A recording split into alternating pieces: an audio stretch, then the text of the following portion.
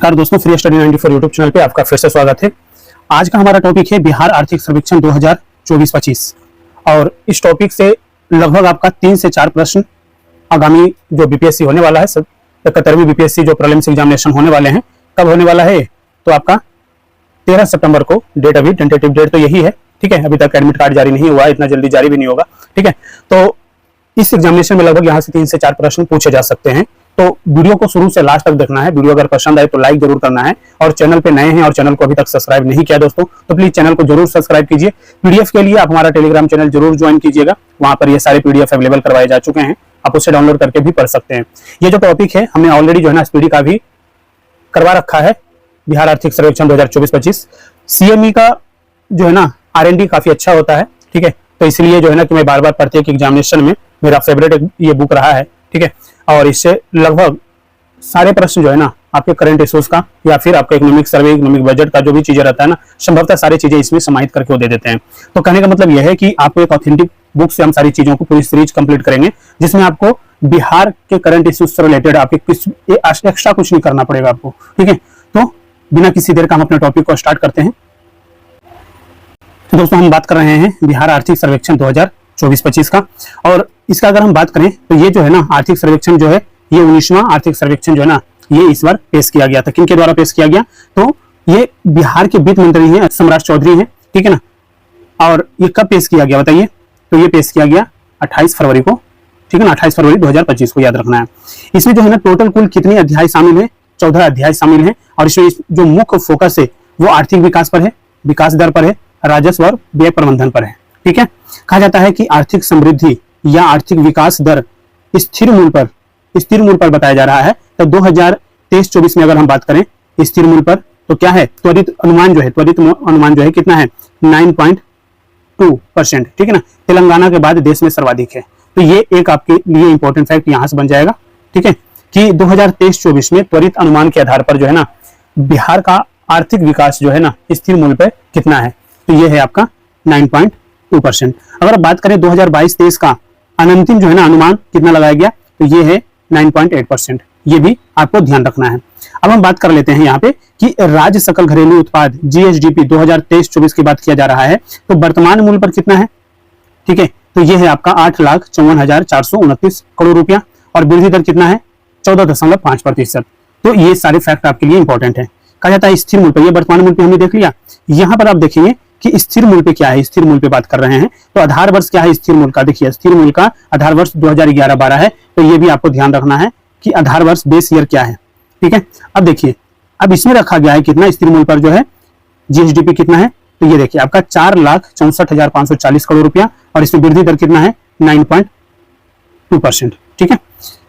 Next जो है यहाँ पे कहा निवल या शुद्ध राज्य घरेलू उत्पाद, ठीक है, कब 2023-24 में, ठीक है ना। तो यहाँ पर देखिए वर्तमान मूल्य पे कितना है, वर्तमान मूल्य पे देखना है तो यहाँ पर आपका आ जाएगा 7,71,435 करोड़ रुपया और स्थिर मूल्य पे अगर हम बात करें तो 4,11,359 करोड़ रुपया है। तो ये भी फैक्ट आपके लिए इंपॉर्टेंट हो जाएगा।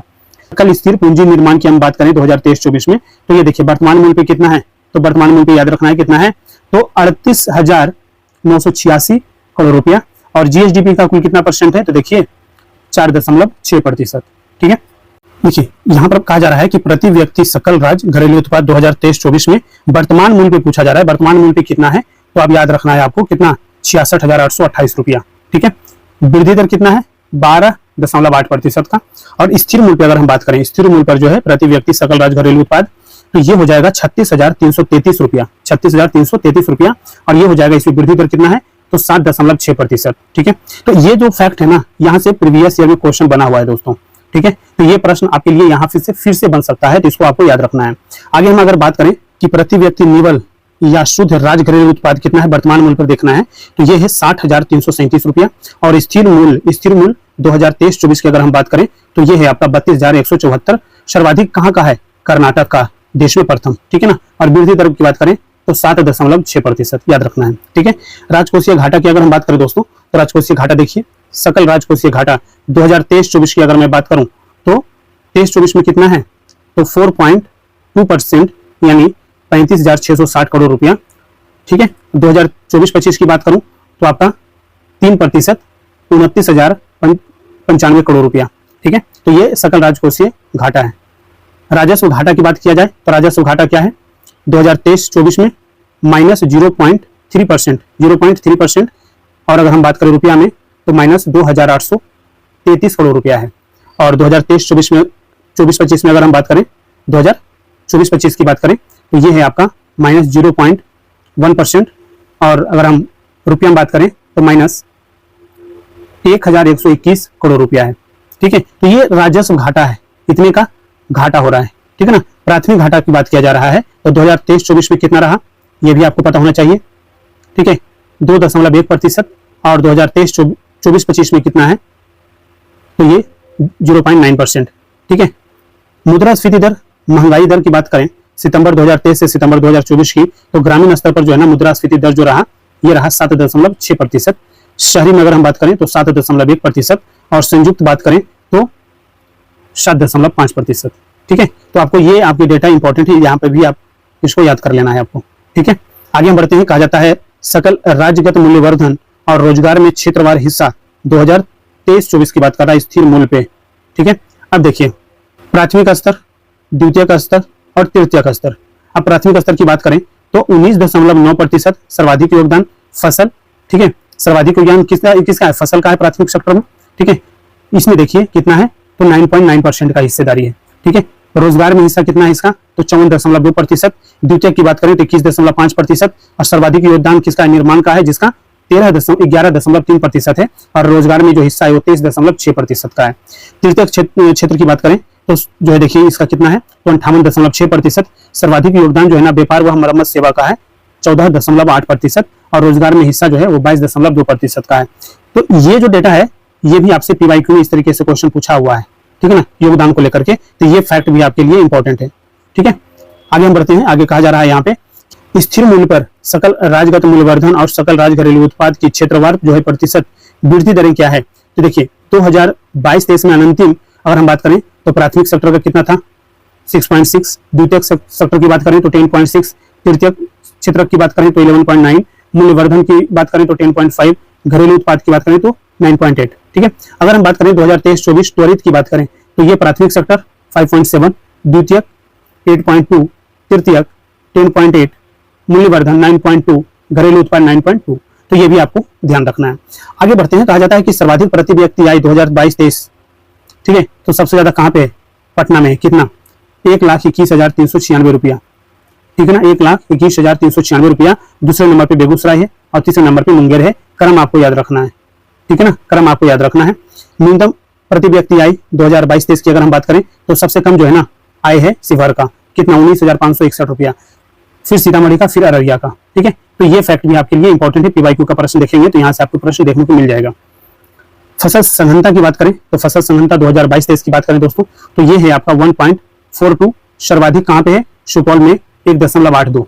ठीक है, अगर हम बात करें पूरे बिहार के स्तर पर तो 1.42 है। ठीक है, अगर यहाँ पे अगर हम बात करते हैं कि फसलों के उत्पादन हेतु राज्य के जमीन का उपयोग 2022-23 में कितना परसेंट किया गया तो 54.6% किया गया। किस चीज के लिए, फसलों के उत्पादन हेतु। ठीक है ना, उत्पादन के लिए।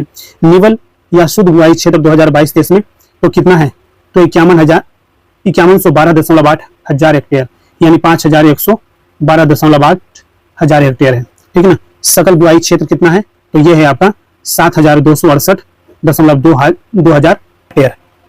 फसल उत्पादन के लिए सर्वाधिक भौगोलिक क्षेत्र का उपयोग कहाँ पे किया जाता है तो बक्सर और भोजपुर में किया जाता है, 80% से अधिक किया जाता है। ये काफी ज्यादा इंपॉर्टेंट है, ये आपको याद रखना है। कहा जाता है श्रम शक्ति सहभागिता दरें जो है ना 2023-24 में कितना रही।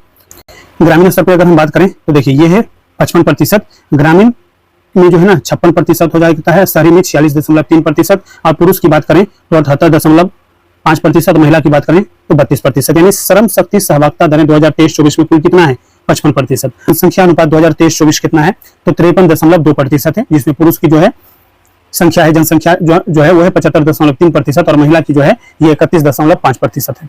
बेरोजगारी दरें जो है ना 2023-24 में अगर हम बात करें तो ये 3% है। ये डेटा आपके लिए इंपॉर्टेंट है, बेरोजगारी दरें। ठीक है ना, ये आपको याद रखना है। सर्वाधिक पासपोर्ट निर्गमन 2023-24 में कहाँ पे हुआ तो सिवान, पटना और गोपालगंज में, ये आपको याद रखना है, ये भी इंपॉर्टेंट फैक्ट है।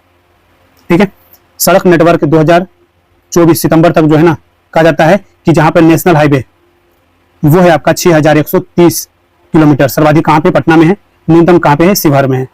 स्टेट हाईवे की बात किया जा रहा है तो 3637 किलोमीटर सर्वाधिक गया जी में है और न्यूनतम जो है ना शिवहर में है। तो ये इंपॉर्टेंट फैक्ट है, ये भी आपको याद रखना है। आगे बढ़ते हैं दोस्तों। कहा जाता है कि ऊर्जा की प्रति व्यक्ति खपत 2023-24 में कितना है, तो ये है आपका 363 किलोवाट आवर, ठीक है ना।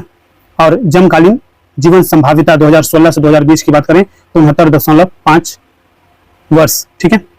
वार्षिक वर्षापात 2024-25 की बात करें तो 1003.4 mm, लगभग 88% वर्षा दक्षिण पश्चिम मानसून द्वारा, ठीक है। और सर्वाधिक पेट्रोल की खपत 2023-24 वर्ष में प्रति 1000 व्यक्ति, तो सबसे ज्यादा खर्च कहां पे हुआ पेट्रोल, तो पटना में, दूसरे नंबर पे मुजफ्फरपुर, तीसरे नंबर पे पूर्णिया। न्यूनतम की बात करें तो लखीसराय, बांका और जहानाबाद। तो ये भी आपके लिए इंपॉर्टेंट फैक्ट है, ठीक है, याद रखना है। सर्वाधिक डीजल की खपत 2023-24 वर्ष में प्रति 1000 व्यक्ति पे बात किया जा रहा है तो पटना, शेखपुरा, औरंगाबाद में, ठीक है। न्यूनतम की अगर हम बात करें शिवहर, सिवान और गोपालगंज में है। इसके अलावा हम बात करें सर्वाधिक रसोई गैस की खपत जो है ना 2023 में प्रति वर्ष में प्रति 1000 व्यक्ति पे बात करें तो पटना, बेगूसराय, मुजफ्फरपुर और गोपालगंज आ जाएगा। सर्वाधिक में न्यूनतम में अररिया, बांका और किशनगंज आ जाएगा। कुल खाद्यान्न उत्पादन की हम बात करें 2023-24 में तो 231.1 लाख टन और 2022-23 की बात करें तो 197.3 लाख टन, ठीक है। आगे हम बात करते हैं दोस्तों, आगे बढ़ते हैं। कहा जाता है फसल सर्वाधिक उत्पादन 2023-24 और सर्वाधिक जो है ना उत्पादकता 2023-24 की बात कर रहे हैं। तो चावल का जो है ना सर्वाधिक उत्पादन कौन करता है, तो रोहतास करता है, औरंगाबाद करता है, कैमूर करता है। लेकिन जो है ना सर्वाधिक उत्पादकता कहाँ पर होती है चावल का, तो रोहतास, बक्सर और लखीसराय। इन दोनों डेटा हम देखेंगे तो अंतर दिखेगा आपको, ठीक है ना। गेहूं की बात करें तो गेहूं में सर्वाधिक उत्पादन कहाँ पे होता है, तो ये रोहतास में ही हो रहा है, फिर मुजफ्फरपुर में होता है और तीसरे नंबर पे भोजपुर है। सर्वाधिक उत्पादकता वाला जिला कौन है गेहूं का, तो ये है बेगूसराय, लखीसराय और शिवहर है, ठीक है। अगर मक्का की हम बात करें तो नंबर 1 पर पूर्णिया आ जाएगा सर्वाधिक उत्पादन में, दूसरे नंबर पे अररिया आ जाएगा, तीसरे नंबर पे कटिहार आ जाएगा। उत्पादकता की बात करें तो इसमें पहले नंबर पे किशनगंज, फिर अररिया, फिर शिवहर आ जाएगा। दाल की अगर हम बात करें दोस्तों तो सबसे ज्यादा दाल जो है ना पटना में होता है, ठीक है, फिर दरभंगा में होता है, फिर औरंगाबाद में होता है। अगर दाल की उत्पादकता की बात करें तो पूर्वी चंपारण, दूसरे नंबर पे बेगूसराय, तीसरे नंबर पे सिवान आ जाएगा। गन्ना की अगर हम बात करें तो पश्चिमी चंपारण में सबसे ज्यादा गन्ना का उत्पादन होता है, फिर पूर्वी चंपारण, फिर गोपालगंज में। उत्पादकता जो है सबसे ज्यादा गन्ना का बेगूसराय में, दूसरे नंबर पे मधुबनी, तीसरे नंबर पे गोपालगंज है। आलू का सबसे ज्यादा जो उत्पादन है ये जो है ना आपका जो है पटना में है और उत्पादकता भी जो है ना पटना में ही है। प्याज का सबसे ज्यादा उत्पादन नालंदा में है, ठीक है, उत्पादन और उत्पादकता भी जो है ना सबसे ज्यादा नालंदा में ही है। केला सबसे ज्यादा कहाँ पे होता है, तो भागलपुर, कटिहार और वैशाली में होता है। ये भी फैक्ट आपको याद रखना है, ठीक है ना, इंपॉर्टेंट फैक्ट है। अमरूद की बात किया जाए तो रोहतास और पटना में होता है। लीची की बात करें तो मुजफ्फरपुर, पूर्वी चंपारण में होगा। आम की बात करें तो दरभंगा और पूर्वी चंपारण में होगा। मखाना की बात करें तो मधुबनी है, ठीक है ना, ये इंपॉर्टेंट फैक्ट है, याद रखिएगा, यहाँ से प्रश्न आ सकता है। मछली की बात करें तो सबसे ज्यादा मधुबनी, दूसरे नंबर पे दरभंगा, तीसरे नंबर पे पूर्वी चंपारण है, ठीक है। तो ये भी इंपॉर्टेंट फैक्ट है, ये भी आपको ध्यान रखना है।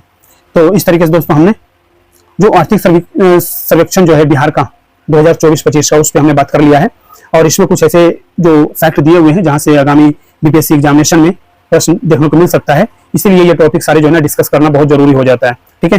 तो अगर वीडियो पसंद आया हो तो लाइक जरूर कर दीजिए और चैनल पे नए हैं और चैनल को अभी तक सब्सक्राइब नहीं किया है तो प्लीज चैनल को जरूर सब्सक्राइब कीजिएगा। पीडीएफ के लिए टेलीग्राम चैनल जरूर ज्वाइन कीजिएगा, वहां पे सारे पीडीएफ अवेलेबल करवाए जाते हैं।